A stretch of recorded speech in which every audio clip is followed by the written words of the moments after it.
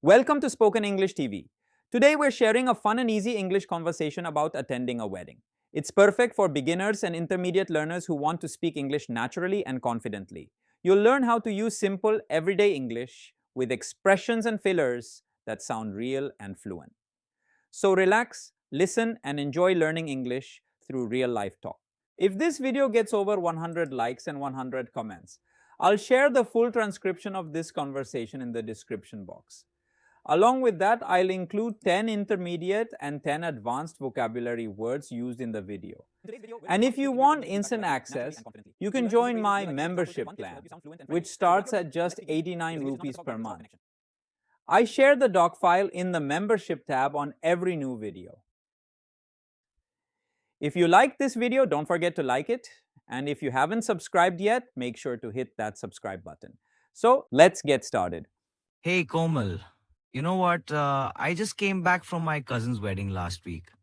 It was such a big, fat Indian wedding, full of colors, food, and of course a lot of drama. I still feel tired because every day there was some function or ceremony. Honestly, it was fun, but also a little exhausting. Have you recently attended any wedding? Oh, really, Arjun? That sounds exciting. Actually, yes. I attended my best friend's wedding about 2 months ago. It was in Jaipur, and it was like a dream, honestly. There was music, dancing, and even a royal touch in the decoration. I think weddings are like mini festivals in India. Don't you feel the same? Yeah, totally. I completely agree. In fact, sometimes I feel Indian weddings are not just weddings. They are like movies with so many characters and emotions. You see laughter, tears, gossip, and sometimes even little fights between relatives. It's like a full entertainment package, isn't it? My cousin's wedding also had that typical drama, especially in the Bharat. Ha ha. Yes, exactly. You nailed it. I remember during my friend's wedding, her aunt got upset because her seat was not in the front row. Can you believe it? Such a small thing became a big issue, and everyone started whispering about it. Weddings are supposed to be about love, but sometimes they become about ego. Still, these little things make the memories unforgettable. That's so true. In my cousin's wedding, the Bharat was like a full concert. There were loud dhol, flashy lights, and everyone was dancing on the road like they were in a Bollywood movie. I tried to dance, but honestly, my legs gave up after 10 minutes. I realized I am not as energetic as I thought. Did you dance in your friend's wedding? Of course I did. How can anyone miss dancing in a wedding? I danced so much that my sandals broke and I had to borrow a pair from another friend. The DJ played all the latest Bollywood songs and the dance floor was on fire. You know, weddings are the best place to dance without any judgment. Nobody cares if you're a good dancer or not, they just enjoy. Haha, that's so relatable. I think weddings bring out the hidden dancer in everyone. Even my uncle, who usually sits quietly in the corner, was dancing like a professional. It was hilarious and heartwarming at the same time. By the way, how was the food at your friend's wedding? Because honestly, for me, the food is the highlight of any wedding. Oh, yes, food is the king of Indian weddings. In Jaipur, the food was royal and super delicious. They had everything from dal beti churma to jalebi with rabari. I think I ate more than I should, but a little party never killed nobody. And of course, at the end, I regretted eating too much because my stomach was upset the next day. Ha ha ha ha ha. Exactly. Same story with me. I kept telling myself, okay, Arjun, just one more gulab jamun. But then I ended up eating four. And don't even ask about the chat counter. It was like a magnet pulling me again and again. But honestly, food makes the wedding unforgettable, right? People might forget the decoration, but they never forget the taste. Absolutely, food stays in the heart and stomach forever. In fact, after my friend's wedding, people were still praising the caterer for weeks. It's funny how food becomes a measure of the success of a wedding. Sometimes I think people attend weddings just for the buffet. Did you also notice how everyone suddenly becomes a food critic at weddings? Oh, yes, 100%. Everyone has some comment like, paneer was too salty, or ice cream could be colder. People behave like MasterChef judges, but still, they eat everything with full interest. I think this is what makes Indian weddings so funny and unique. By the way, did you stay for all the functions like Mehendi, Sangeet, and reception? Yes, I stayed for almost everything. The Mehndi function was so colorful, everyone was wearing yellow and green. We sang traditional songs and even played some funny games. The Sangeet night was my favorite because I got a chance to perform with my friends on stage. It was nerve wracking but also super fun.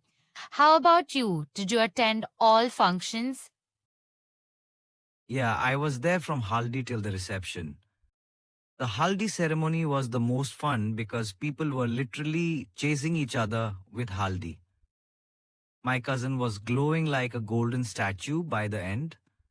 The Sangeet was grand with professional dancers and also family performances. I felt like I was watching a live award show. Honestly, Indian weddings are no less than reality TV. Haha, exactly. You are right. Sometimes I feel the relatives act more dramatic than TV serial characters.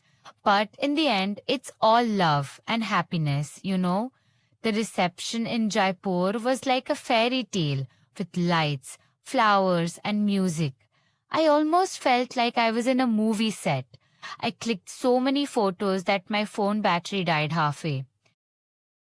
Oh my god, that's funny. Same thing happened with me. I was so busy clicking pictures and selfies that my phone storage became full. Weddings are basically a paradise for Instagram lovers. Every corner is decorated so beautifully, like it's made for social media. But at the same time, I feel sometimes people forget to actually enjoy the moment. Do you also feel that? Yes, I completely agree. Many guests were more focused on taking perfect selfies than blessing the couple. I mean, of course, photos are memories, but living the moment is more important. My mom kept reminding me, Beta, don't just click, also enjoy. And she was right. Memories are not just in pictures, they are in feelings too. Well said. You know, at the end of the day, weddings are about relationships and togetherness. I loved seeing my extended family, some of whom I hadn't met for years. It was like a family reunion with extra decoration. Weddings somehow bring people closer, even if they had small fights earlier. I think that's the true beauty of these events. Absolutely. I also met so many childhood friends after years at my friend's wedding. We laughed, shared old stories, and promised to stay in touch. Weddings are like a bridge connecting the past and the present. They remind us of our roots and our bonds. And honestly, that feeling is priceless, don't you think? Yes, totally priceless. Sometimes, amidst all the music and food, it's these conversations that stay in your heart. Like my grandma telling me stories of how weddings were simple in her time. No DJs, no fancy halls, just pure rituals at home. It made me think how much things have changed. But still, the core feeling of love and unity remains the same. That's so true.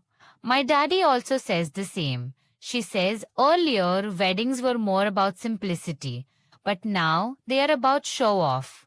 Sometimes I feel she's right because nowadays People spend lakhs and even crores just to impress others. But deep down, the actual meaning of marriage is still sacred. It's not about the size of the wedding, but the love between the couple. Exactly. You said it perfectly. It's not about the money, but about the bond. Still, I can't deny that the grandeur and pomp are also enjoyable in their own way. I mean, who doesn't like dancing under fairy lights or eating endless food? Weddings are like a break from boring routine life. They are a chance to celebrate life loudly. Yes, I agree. Weddings add spice to our lives. They are loud, messy, colorful, but also beautiful. Even the chaos feels good because it's full of emotions. And let's be honest, without weddings, our social calendar would be empty. They're the best excuse to dress up, meet people, and have unlimited fun. Ha ha ha, you're right. I actually spent 2 days just deciding what to wear. Choosing shawani, matching stole, and even polishing shoes. It was like preparing for a red carpet event. And my mom was more stressed about my outfit than I was. Weddings definitely bring out the fashion diva in everyone. How about you? What did you wear? Oh, don't even ask. I had three outfits for three functions. For Mehendi, I wore a simple yellow lehenga. For Sangeet, I went for a sparkly gown. And for the wedding, it was a heavy sari. It was beautiful, but honestly very heavy to carry. I felt like I was dragging a train behind me. Still, dressing up is half the fun of weddings, isn't it? Yes, totally. Even though it's uncomfortable sometimes, the compliments make it worth it. I got so many, oh wow, Arjun, you look like a hero comments from cousins. Of course, they were exaggerating, but it felt nice. Weddings give us that rare chance to shine like a star. And who doesn't like a little bit of attention? Ha ha. True, everyone loves compliments. At my friend's wedding, some guest even thought I was the bride's sister because of my outfit. I felt so flattered, even though it was just a misunderstanding. Weddings give you that glow, even if it's just from makeup and lighting. But hey, a glow is a glow, right? Is Exactly. Glow is glow, no matter the reason. Now that I think about it, weddings are like a roller coaster ride. There's excitement, tension, joy, and sometimes even a little chaos. But once it's over, you just sit back and smile at the memories. Honestly, I can't wait for the next wedding in our family. Same here. I feel the same excitement. Weddings are like the ultimate social gathering where you get fun, food, and feelings all together. Sometimes I even wish I could attend one wedding every month. Of course, not my own wedding. Ha ha. Just attending others is enough entertainment. Ha ha, good one. Don't worry. When it's your wedding, I'll be there dancing in the front row. But jokes apart, I really think weddings teach us many things. They teach patience, tolerance, and also how to enjoy life fully. Maybe that's why people remember them for years. They are truly milestones in life. Yes, you are right. Weddings are not just about two people, but about two families and many stories. They are like chapters in the big book of life. Each wedding is different, but each leaves a special mark in our hearts. And honestly, without these celebrations, life would feel dull and colorless. Hmm, perfectly said. I think that's why people say marriages are made in heaven but celebrated on earth. It's a perfect balance of tradition and fun. I'll never forget the laughter, the music, and the togetherness from my cousin's wedding. It was exhausting but worth every second. So tell me, which memory from your friend's wedding is your absolute favorite? Oh, that's a tough one. But if I had to choose, I'd say the Sangeet night was my favorite. We danced, we laughed, and for a few hours, life felt magical. That night, I realized how beautiful friendship and togetherness are. It was like living in a dream, even if only for a while. That sounds wonderful. For me, the best moment was when my cousin finally entered the mandap. The whole family became emotional, and even I had tears in my eyes. It was so pure and heartfelt that I'll always remember it. Weddings may be loud, but the silent emotional moments are what touch your soul. Yes, you are so right. Those moments stay forever, deeper than any photo or video. Weddings remind us that love is the foundation of life. And maybe that's why people never get tired of attending them. After all, love and celebration are what make life worth living. You know, sometimes after attending a wedding, I start imagining my own wedding, like what kind of functions I would want, how many guests, and even what songs I would dance to. It sounds silly, but I think everyone does that secretly. I mean, it's like window shopping for the future. Do you also imagine your own wedding sometimes? Ha ha ha. Oh my god, you caught me. Yes, of course, I imagine it too. I sometimes think about the theme, the dress, and even the food menu. I know it's too early, but daydreaming doesn't cost anything, right? And honestly, weddings make you wonder about your own big day. That's natural. Exactly, exactly. I think it's just part of human nature. Like when you see someone else's happiness, you automatically start connecting it to your own life. I often joke with my cousins saying, save your dance steps for my wedding too. And they laugh, but deep down, I think they're actually preparing already. Ha ha ha. That's hilarious. I also told my best friend that when I get married, she must perform a special dance for me.